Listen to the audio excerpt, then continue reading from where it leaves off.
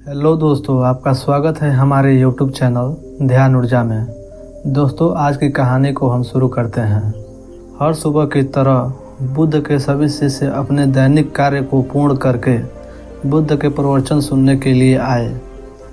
बुद्ध प्रवचन देना शुरू किए और अपने सभी शिष्यों से कहा, मैं तुम सबको एक ऐसे व्यक्ति की कहानी सुनाने जा रहा हूँ जिसके पास सब कुछ होने के बाद भी वह दुखी और परेशान था। बुद्ध ने कहानी सुनाना शुरू किया।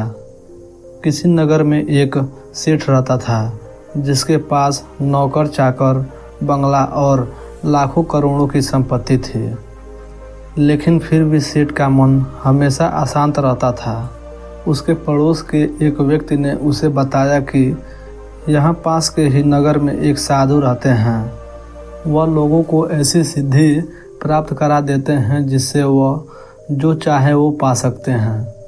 इतना सुनने के बाद सेठ उस साधु के पास जाता है और हाथ जोड़कर प्रार्थना करता है और कहता है, महाराज, मेरे पास धन दौलत की कमी नहीं है।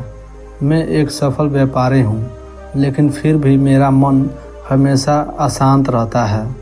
सेठ सोच रहा था कि ये साधु उससे कोई ताबीज़ या उसे कोई ऐसा उपाय बताएंगे जिससे उसका मन शांत हो जाएगा, लेकिन वह जैसा सोचता है वैसा कुछ नहीं होता।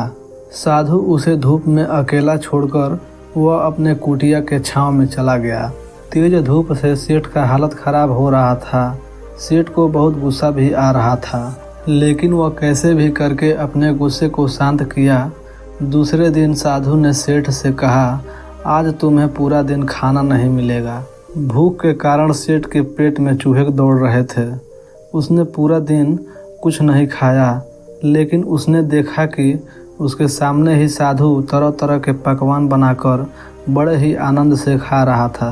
वह मन ही मन सोच रहा था कि यह साधु तो बड़ा ही स्वार्थी निकला। अगले दिन सुबह सेठ वहां से जाने के लिए निकल ही रहा था, तभी साधु उसे रोकते हुए कहता है, क्यों, क्या हुआ? सेठ ने साधु से कहा, महाराज, मैं आपके पास बड़ा उम्मीद लेकर आया कि आप मेरी समस्या का समाधान करेंगे। साधु ने उसे उत्तर देते हुए कहा, मैं तुम्हें इतना कुछ दिया पर तुमने कुछ नहीं लिया। सेठ आश्चर्यचकित होकर कहा, आपने तो मुझे कुछ नहीं दिया।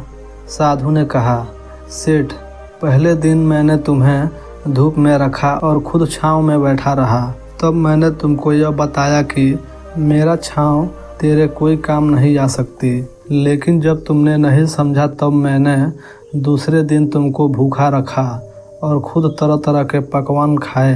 तब भी मैंने तुमको बताने की कोशिश किया, मेरे खाए हुए खाने से तुम्हारा पेट नहीं भर सकता।